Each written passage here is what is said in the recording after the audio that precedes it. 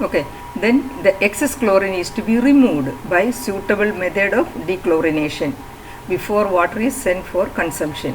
So what is explained here, the superchlorination means it is the chlorination beyond the point of breakpoint chlorination. That means beyond the point of the two functions of the chlorine demand. Is it at point B, that is the breakpoint chlorination, the two functions of the chlorination, it is fully satisfied, and whatever chlorine we are adding to this particular sample, it is coming out as the residual chlorine.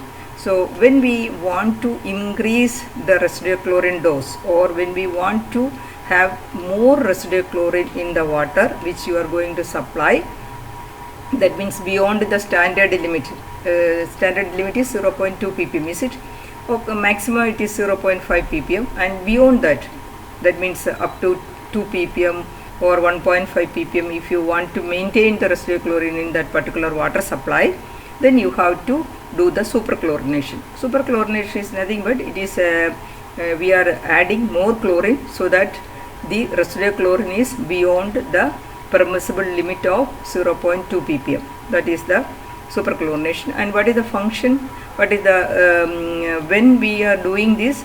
It is during the epidemic. That means whenever there is a waterborne diseases, or whenever there is a flood, or whenever the water is contaminated with more organic particles, then you can use the excess chlorine, so that the excess chlorine will control the control the inactivation of the microorganisms, and as well as it oxidizes the organic particles present in that particular sample water.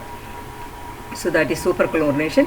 But here it is clearly specifically mentioned that if you are doing the superchlorination, you have to dechlorinate it before it's supplied for the public consumption. That means before it reaches the domestic households, or before it reaches the consumers, you have to dechlorinate it by some means.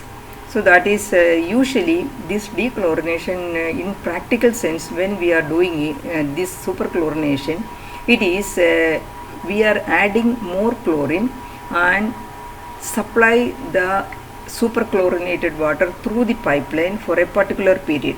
Say for example 1 hour or 2 hours we are supplying the superchlorinated water. Then after 2 hours what we are doing, we are fully scouring the line.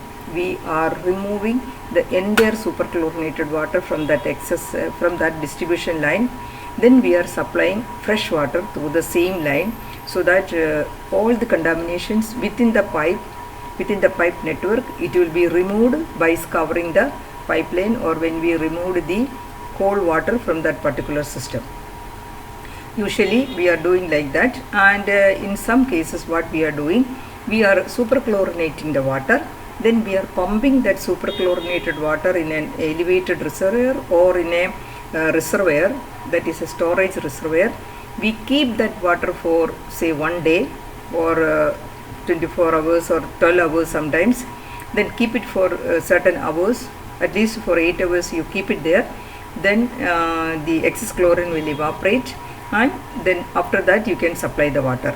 So any of these methods you can make use of when we need any superchlorination in your system.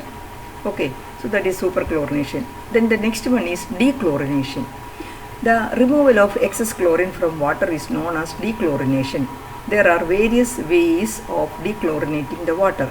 The usual chemical compounds used are sodium thiosulfate, sodium bisulfate, sodium sulfite, activated carbon, potassium permanganate, then sulfur dioxide.